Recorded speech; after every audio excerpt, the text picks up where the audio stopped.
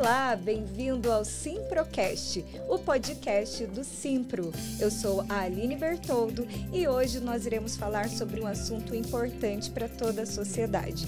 Vamos falar sobre a importância da reciclagem e os benefícios que ela promove para nós e para o meio ambiente.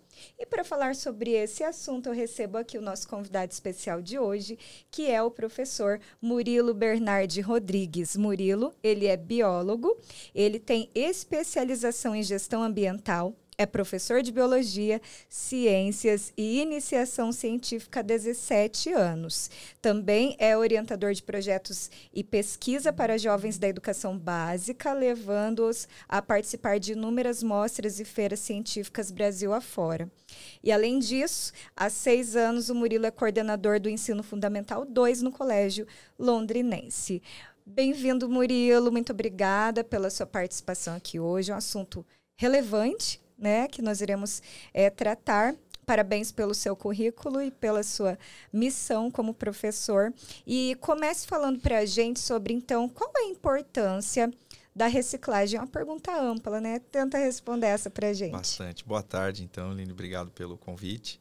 E sempre importante falar da reciclagem porque a gente trata direto sobre um assunto que está no nosso cotidiano, né, que é a geração de resíduo. Então, todos os dias a gente produz lixo e esse lixo ele pode ser reaproveitado ou não. Então, isso é muito relevante para o nosso ambiente em que nós vivemos. E a importância da reciclagem hoje é justamente para a gente buscar, de alguma forma, diminuir o volume de matéria-prima que a gente extrai da natureza para produtos diversos que nós usamos no nosso dia a dia. Nossa, é tão importante porque, enquanto você estava falando, que a gente produz muito e realmente a gente não para pensar muitas vezes, né? O tanto de lixo que a gente produz todos os dias. Imagina isso multiplicado por uma cidade inteira como Londrina, né? E a gente para e pensa assim, e o meu papel dentro disso tudo, né? E me fala uma coisa, o processo de reciclagem é uma ação nova? Parece que a gente tem ouvido falar mais nos dias atuais, ou algo que já tem há algum tempo? Existem datações aí de 4.000 anos antes de Cristo que já começaram os processos de reciclagem, com cerâmica e metal. Então, o metal, na verdade, desde lá, ele sempre foi uma das matérias-primas, um dos produtos, na verdade, que sempre foi reutilizado, né? E aí a gente tem os avanços, depois quando a gente chega, isso desde lá do Antigo Egito, aí a Idade Média, onde além do metal a gente também tinha a reutilização de tecidos.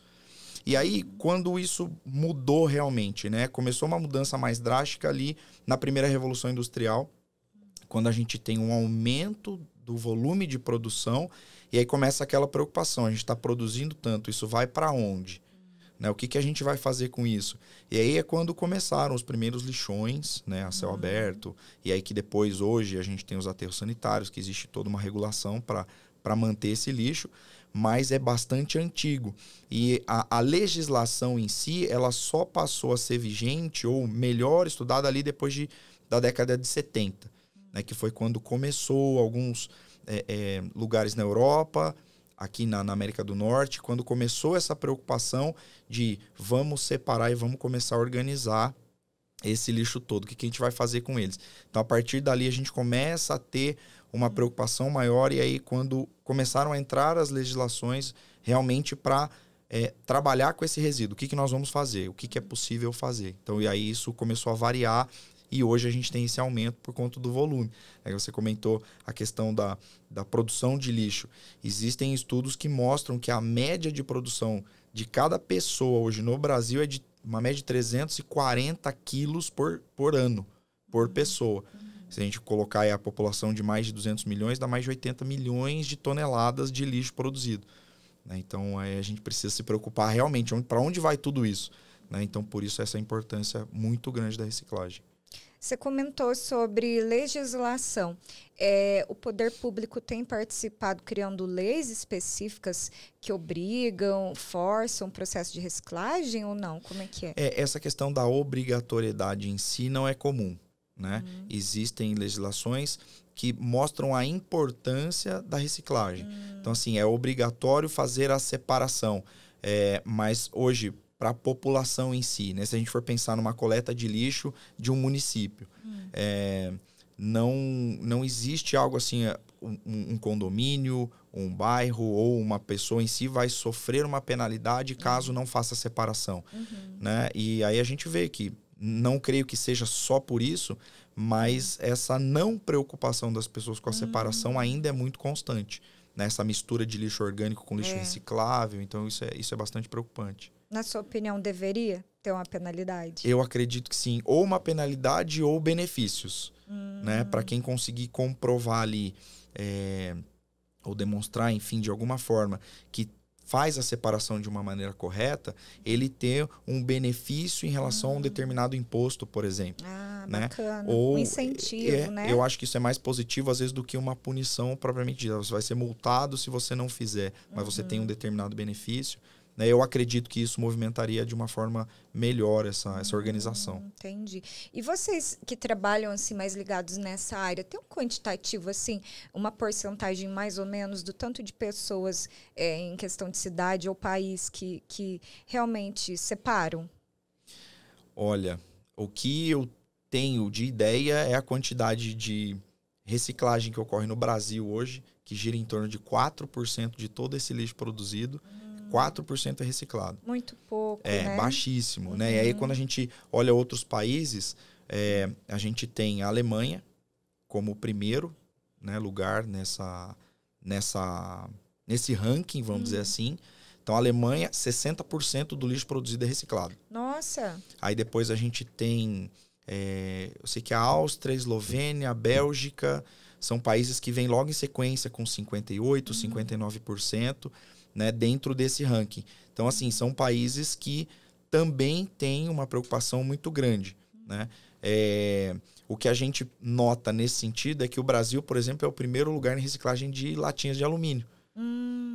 O Brasil hoje recicla em torno de 98,7%, 99% de toda a latinha de alumínio no Brasil é reciclada. Então, nesse quesito, nós somos o primeiro, estamos super bem. Mas na questão do lixo, de forma geral, a gente está numa posição bem ruim lá embaixo.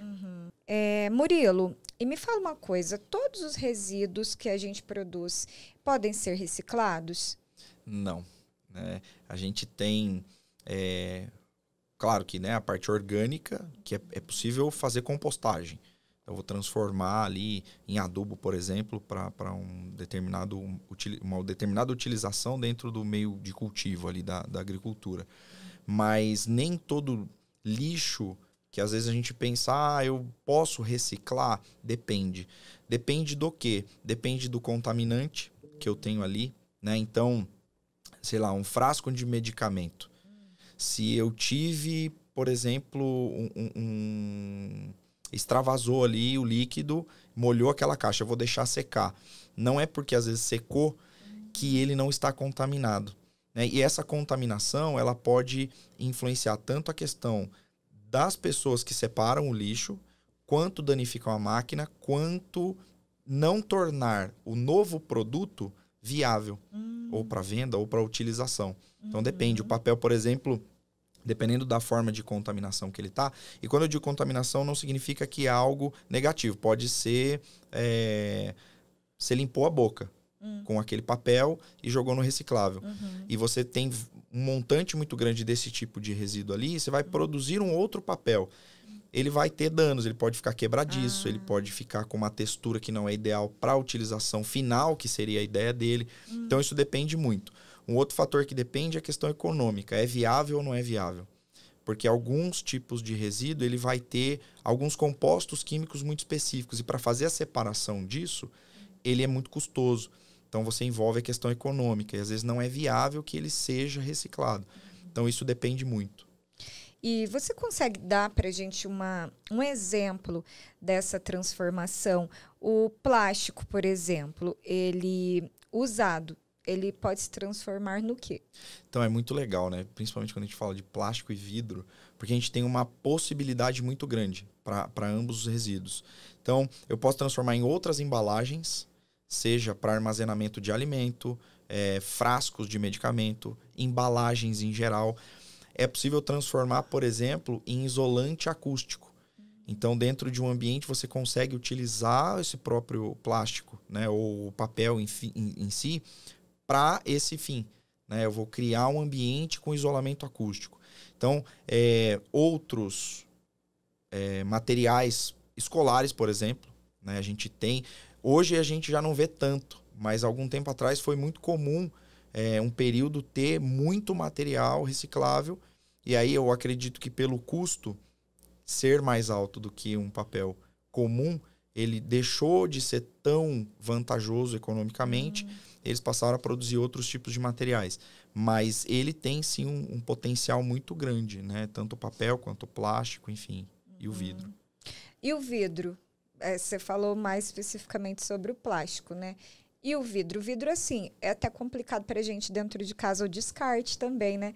Gostaria que você linkasse e falasse sobre isso, porque tem a preocupação também com o pessoal que pega, né, o lixo. Exatamente, né? Uma das grandes preocupações e aquilo que é indicado, sempre que você tem o material cortante, no caso o vidro, quando ele está inteiro, o ideal é separar o sonho, né? Seria separar até por cor. Por quê? Porque ele tem o corante, ele tem um resíduo químico ali junto, né? Mesmo que ele esteja seco, na composição dele tem esse produto.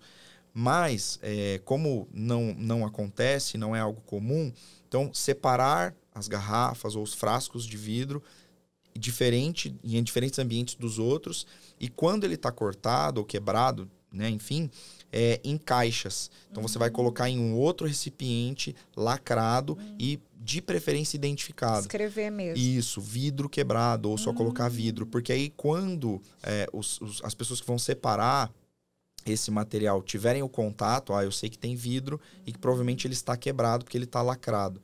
Né? Então é um cuidado que a gente tem até com as pessoas que trabalham, porque a gente tem um volume muito grande de pessoas que são os catadores que vendem esse material, né, até para a própria renda, para algumas cooperativas, e isso facilita muito. E esse vidro ele pode ser sim transformado em outras garrafas, por exemplo, de vidro. Uma garrafa se torna outra, pode armazenar artesanato, e o que é muito comum, né? Hoje, como a gente tem essa coisa do antigo, do vintage, né, do gourmet, então assim, alguns alimentos apresentados em materiais de vidro reciclados, então isso é possível e faz muito parte do cotidiano, da importância que tem essa reutilização por conta de matéria-prima mesmo.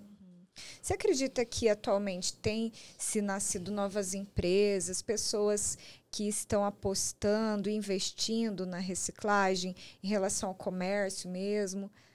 Eu acredito que sim. A gente vê um apelo muito grande e é muito comum que empresas, que às vezes a empresa não é do ramo da reciclagem, mas quando ela trabalha com material sustentável, né, eu tenho um produto que eu te ofereço que vem de reciclagem. Isso tem um consumo maior. Isso tem uma aceitação do público muito maior. Então, essa questão de você envolver a sustentabilidade, se você trouxer, né, até mim a sacola que você utilizou, você tem um determinado benefício sobre isso. E não só nesse formato, mas os selos, né? É uma empresa sustentável, uma empresa amiga da natureza. Então, isso começa a trazer uma visão diferente sobre o público que se preocupa muito com essa questão. Bom, a gente comentou anteriormente sobre a questão que o país, né, a Alemanha, que é o que mais recicla, o Brasil lá atrás, infelizmente. E você trabalha com crianças e adolescentes, né, no Fundamental 2. Você, como professor, você acredita que essas novas gerações têm um papel importante para que esse número aumente, cresça no Brasil? Muito, muito importante. Assim, a gente precisa, desde pequenininho, trabalhar com eles essa importância da reciclagem, a importância da separação. Porque, de certa forma, o acúmulo de lixo que a gente traz tem causado muitos danos ao meio ambiente, porque é o ambiente em que nós vivemos. E isso inconsequentemente vai trazer uma reação em cadeia. Então a gente vai ter os danos por conta dessa ação. Então quando a gente trabalha com as crianças e os jovens essa importância, a gente entende que eles vão buscar outras soluções e outras alternativas para resolver esse tipo de problema, né? A gente fica muito preocupado O que será que serão os nossos jovens de hoje? E a gente se preocupa muito que a gente está formando essas crianças para empregos que às vezes nem existem ainda. Então a gente espera que dentro dessas novas empreitadas que eles tenham, eles busquem essa preocupação com o meio ambiente, não só por conta do meio ambiente, mas por conta de nós mesmos, né? Eu vou reutilizar uma matéria-prima para não precisar extrair de novo aquela matéria que já é escassa, ou fazer com que ela simplesmente não exista mais, né? Então, eu acredito que eles têm um papel muito fundamental nisso. Você acredita que também falta um pouco da mídia, em geral, conscientizar mais sobre? Eu acho que sim. A gente tem um processo, às vezes, de conscientização que acontece, não tão intenso quanto poderia, mas eu enxergo que falta um pouco a questão de sensibilização. Eu preciso sensibilizar melhor os meus alunos, as crianças e a sociedade em geral. Sim. Né? Porque é muito fácil, às vezes a gente está em um ambiente e não enxerga, porque eu não passo por um local, por exemplo, onde tem um acúmulo de lixo muito grande. Então aquilo está distante de mim. Então, a partir do momento que eu consigo sensibilizar essa pessoa para ela enxergar que, nossa, é tudo isso que o descarte incorreto causa, e ela participar disso, eu acho que isso tem um impacto muito diferente.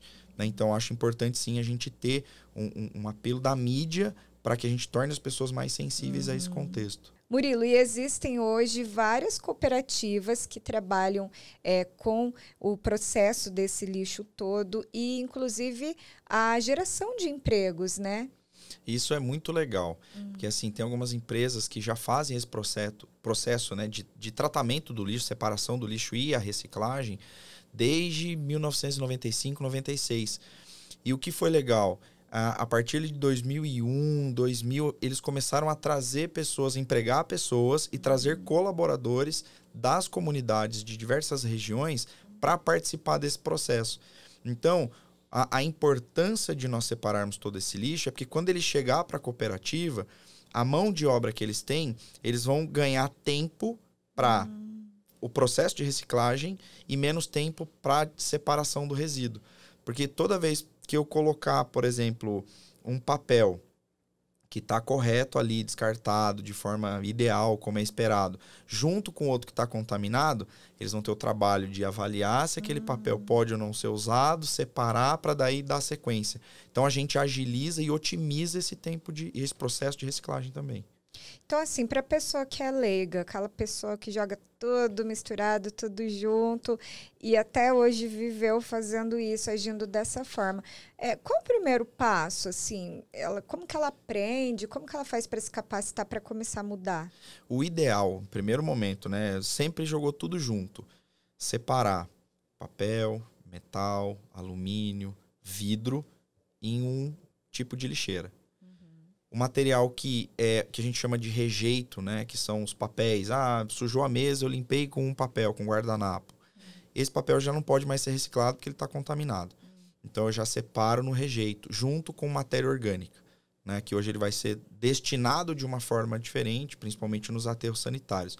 Mas o primeiro passo é sempre evitar misturar, então, lixeiras separadas. E o que eu entendo que às vezes acontece de muita gente que às vezes tem até preguiça. Eu não vou lavar. Eu comi um iogurte. Eu não vou lavar, joga assim mesmo. Ele está contaminado. Então, o potinho. Isso, lá na certo cooperativa. É lavar. Exato, lavar, limpinho. deixa secar limpinho e daí joga no lixo. A caixinha de leite, a Tetra Pak. Eu vou enxaguar, vou deixar secar e vou colocar no lixo. Esse é o processo ideal, porque aí eu consigo otimizar e garantir que aquele lixo que eu estou colocando de descarte correto, ele vai ser processado e reciclado, transformado em outra coisa. Então, se a pessoa juntar lá os plásticos, mas tudo sujo, não adiantou nada. Não resolveu nada. Vai continuar contaminado. Entendi. E aí, assim, qual é o problema dessa contaminação?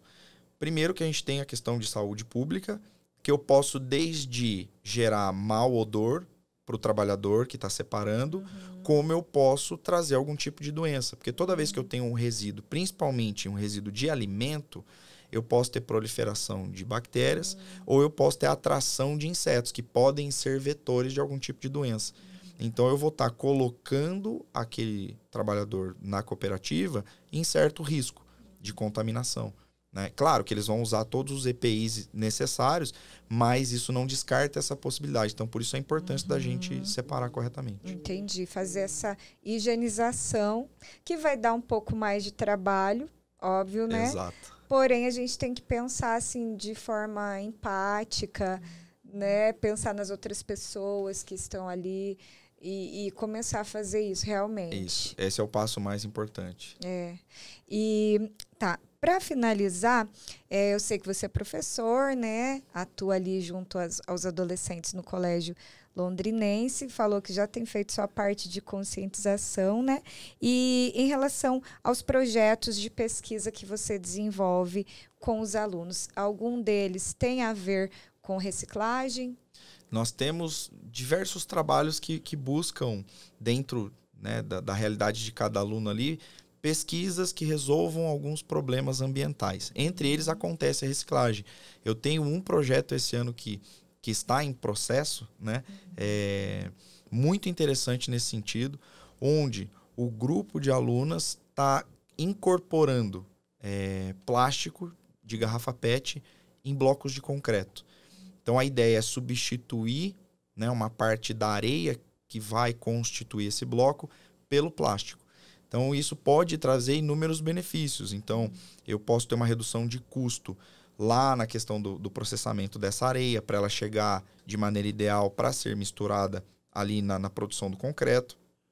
E eu também vou retirar do ambiente a garrafa PET, né, esse plástico. Tudo bem que ela tem N possibilidades, mas a gente está transformando em algo que pode, por exemplo, reduzir o custo de uma construção por conta de um bloco de concreto que tem na sua composição plástico. E você estava comentando também comigo sobre uma particularidade do plástico que pode ser até mais benéfico do que a areia em relação à temperatura, é isso? Então, a gente sabe que assim, o plástico, por ter uma flexibilidade muito grande, ele tem uma resistência a contrair e expandir. Então, quando ele está no meio do concreto, esse concreto vai aquecer, né, ou esfriar, ele causa nesse local ali onde ele está uma flexibilidade maior, o que poderia, por exemplo, dentro da nossa hipótese, evitar rachaduras, né, ou quebras nesse concreto, por conta desse movimento que o plástico ele vai ter ali dentro. Então ele faria um papel como se ele fosse uma mola lá dentro, né, para permitir que o concreto possa expandir e contrair. Claro que isso é em proporção muito pequena, mas se a gente pensar numa rachadura da necessidade, às vezes, de ter que quebrar uma parede, refazer, então a gente já tem aí um benefício muito grande de evitar que isso aconteça. E qual fase que está desse projeto de vocês? Nós já conseguimos produzir o primeiro bloco, que está em torno de 20% a 25% de plástico na composição. Então a gente vai partir para o próximo, a gente vai tentar substituir 50%, né, da areia. E com esses blocos prontos e secos, da forma como eles têm que ser produzidos, a gente vai colocá-los sobre um teste de pressão, para ver a resistência. Porque daí, com esse teste de resistência, a gente consegue direcionar. Eu vou fazer construção de casas, de prédios, de muros, ou eu vou utilizá-lo, por exemplo, como paver. Paver para calçada, paver para estacionamento para veículo leve ou para veículo pesado. Então, a gente vai dar o direcionamento conforme nós tivermos os resultados. A gente está bem animado. A gente sabe assim que de um projeto, de uma ideia e virar projeto, né, pesquisa, projeto, e poder realmente ganhar o mundo, aí vai alguns anos, né? O que vocês esperam desse projeto? Já dá para sonhar que isso realmente venha a acontecer? Olha, eu tenho essa questão de, às vezes, sonhar muito alto. Mas quando eu olhei a ideia e a gente conseguiu produzir esse bloco, é claro que a gente vai o mais longe que a gente consegue enxergar, mas até pensar na possibilidade de criar um novo produto. Então, agora, eu tenho uma pequena empresa, uma startup, que tem a capacidade de produzir blocos de concreto que tem plástico em sua composição, né, e todos os benefícios atrelados a ele. Então, a gente acaba sonhando, né, tomara que chegue a isso, né, mas a gente vai trabalhar para ter os melhores resultados que nós pudermos. Bom, antes de finalizar, né, eu só me lembrei de algo também que eu acho que é uma dúvida de muita gente, sobre o descarte do óleo. O óleo utilizado, aquele óleo da fritura da batata, Eu acho que há também algumas dúvidas, muita gente deixa escorrer ali pelo ralo da cozinha. E como é que você orienta em relação a isso? O ideal, existem alguns supermercados que fazem a coleta, né, desse óleo. Porque ele vai ser transformado, eu acho que o que todo mundo mais conhece é o sabão. Sabão, né? Sabão de vó. Exatamente. E tem muitas feiras livres em Londrina que as pessoas chegam a comprar o óleo usado, né? Ou a gente pode simplesmente ir lá e doar esse óleo usado para a pessoa produzir sabão e ela vai fazer renda com isso. Então, esse hoje é a atividade mais feita com óleo usado. Mas a gente sempre deve evitar que esse óleo caia na pia. Porque a contaminação que ele causa para a água é muito grande. E aí a gente vai levar isso para um córrego, que leva para um rio e que vai parar lá no oceano. Então, assim, é uma reação muito grande. Né? Então, o óleo é muito importante de armazenar e procurar um ponto de coleta ou para doar, ou para entregar, ou para vender, independente da finalidade, mas o descarte dessa forma é o mais correto e o ideal. Bom, muito obrigada, Murilo, pela sua participação. Acredito que deu para a gente abordar muita coisa. É um assunto muito amplo, acho que teria muito mais para falar, muito mais tempo, né? Mas fica para uma segunda oportunidade, quem sabe. Parabéns pelo seu trabalho, pelo trabalho lá com os alunos também, super importante e necessário. E se alguém quiser falar com você, tirar dúvidas, você tem um canal na rede social? Como é que você desenvolve esse trabalho? Então, hoje eu não tenho um foco específico dentro da rede social, né? Diretamente no colégio que a gente faz isso. Mas se alguém quiser me procurar, né, na rede social para conversar sobre isso e tirar algumas dúvidas em relação ao assunto, pode mandar lá no Instagram, @Murilo, com 2 L's, _BR. Né? E fica à vontade para me procurar. Então agradeço a oportunidade mais uma vez. Muito obrigado. Muito obrigada. Bom, espero que vocês tenham gostado desse episódio, então, do Simprocast, falando sobre reciclagem. Continue acompanhando outros episódios aqui em nosso canal.